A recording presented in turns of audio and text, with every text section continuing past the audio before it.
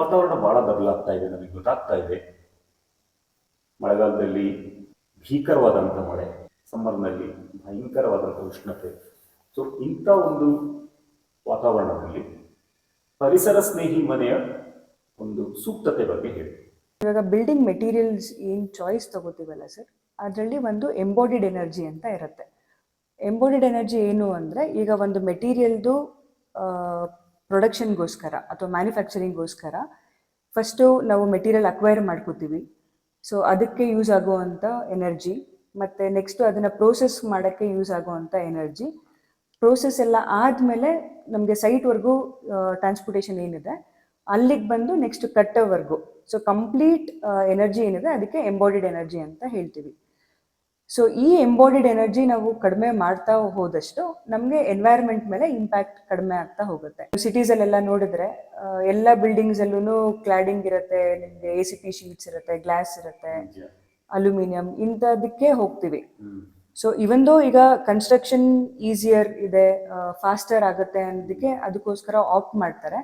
But ಅಂತ ಬಿಲ್ಡಿಂಗ್ಸ್ಗೆ ಒಂದು ಒಳಗಡೆ ನಿಮಗೆ ಟೆಂಪ್ರೇಚರ್ಸ್ ಹೈ ಆಗ್ತಾನೂ ಹೋಗುತ್ತೆ. ಸೊ ಅಲ್ಲಿ ಮತ್ತೆ ನೀವು ಏರ್ ಕಂಡೀಷ್ನಿಂಗ್ ಹೋಗಬೇಕಾಗತ್ತೆ. ಸೊ ಈಗ ಸೇಮ್ ಅದೇ ಬಿಲ್ಡಿಂಗನ್ನೇ ನಾನೊಂದು ಮಡ್ ವಾಲಲ್ಲಿ ಕಟ್ಟಿದೆ ಅಂದರೆ ಮಡ್ಡಿಂದ ಒಂದು ಬೆನಿಫಿಟ್ ಇದೆ. ಸೊ ಅದು ಹೊರಗಡೆಯಿಂದ ಬರೋ ಹೀಟನ್ನು ಕಟ್ ಡೌನ್ ಮಾಡುತ್ತೆ. ಜೊತೆಗೆ ನಿಮಗೆ ಮಣ್ಣಿಗೆ ನೀವು ಏನು ಬರ್ನ್ ಮಾಡ್ತಾ ಇಲ್ಲ. ಸೊ ಎಂಬೋಡಿಡ್ ಎನರ್ಜಿ ಲೋ ಇದೆ. ಸೊ ಇದು ಎರಡರಿಂದನೂ ನಿಮಗೆ ಬೆನಿಫಿಟ್ಸ್ ಜಾಸ್ತಿ ಇದೆ. ಸೊ ಆ ಥರ ಸುಮಾರು ಈಕೋ ಫ್ರೆಂಡ್ಲಿ ಅಪ್ರೋಚಸ್ ಇದೆ. ಥ್ರೂ ಮೆಟೀರಿಯಲ್ ಇರ್ಬೋದು, ಥ್ರೂ ಡಿಸೈನ್ ಇರ್ಬೋದು. ಇಲ್ಲಿ ನಾವು ಎಕ್ಸ್ಟ್ರೀಮ್ ಕ್ಲೈಮೇಟ್ಸಲ್ಲಿ ಆ್ಯಕ್ಚುಲಿ ಇಲ್ಲ.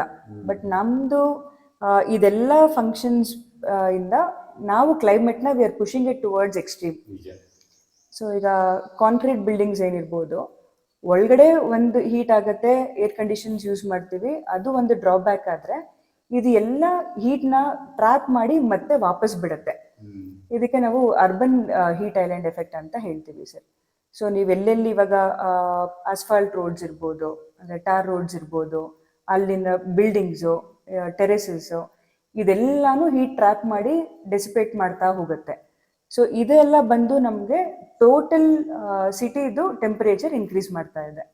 ಸೊ ಇಂಥ ಸಂದರ್ಭದಲ್ಲಿ ಮನೆಗಳನ್ನ ಆದಷ್ಟು ಪರಿಸರ ಸ್ನೇಹಿಯಾಗಿ ಕಟ್ಟಿಕೊಂಡ್ರೆ ಜನರಿಗೆ ಕೂಡ ಅಲ್ಲಿ ಬದುಕಲಿಕ್ಕೂ ಆರಾಮದಾಯಕ, ಯೂಸರ್ಗೂ ಬೆನಿಫಿಟ್, ಜೊತೆಗೆ ಸುತ್ತಮುತ್ತ ಪರಿಸರಕ್ಕೂ ನೀವು ಬೆನಿಫಿಟ್ ಕೊಡ್ತಾ ಇದ್ದೀರಾ.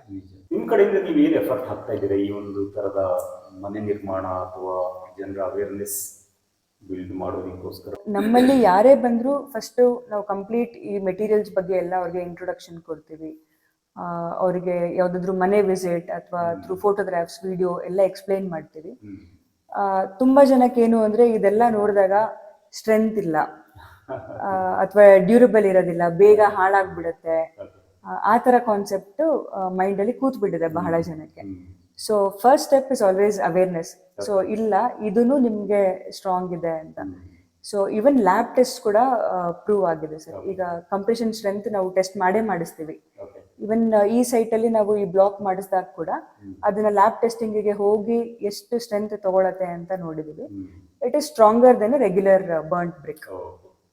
ಸೊ ಸ್ವಲ್ಪ ಜನಕ್ಕೆ ಅನ್ಸುತ್ತೆ ಮಳೆಗೆ ಕರ್ಗೋಗುತ್ತೆ ಮಣ್ಣಿಂದು ಅಂತ ಹೇಳ್ತಾರೆ. ಸೊ ಆ ಥರ ಎಲ್ಲ ಏನೂ ಆಗಲ್ಲ. ಸೊ ಇವನ್ ನಾವು ಆನ್ಸಿಸ್ಟ್ರಲ್ ಹೌಸಸ್ ನೋಡಿದಾಗ ಮಣ್ಣಿನ ಗೋಡೆಗಳು ಈಗಲೂ ಎಕ್ಸಿಸ್ಟಿಂಗ್ ಇದೆ.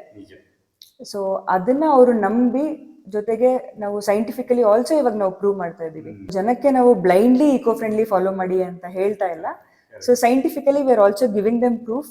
ನೋಡಿ ಇಲ್ಲಿದೆ, ಸೊ ನಂಬರ್ಸ್ ಅಲ್ಲಿ ನಾವು ಪ್ರೂವ್ ಮಾಡ್ತಾ ಇದ್ದೀವಿ. ದಯವಿಟ್ಟು ಸ್ವಲ್ಪ ಆಡಂಬರ ಅಂತ ಮೆಟೀರಿಯಲ್ಸ್ ಎಲ್ಲ ಬಿಟ್ಟು ಸ್ವಲ್ಪ ಈಕೋ ಫ್ರೆಂಡ್ಲಿ ಇದಕ್ಕೆ ಬನ್ನಿ ಅಂತ ರಿಕ್ವೆಸ್ಟ್.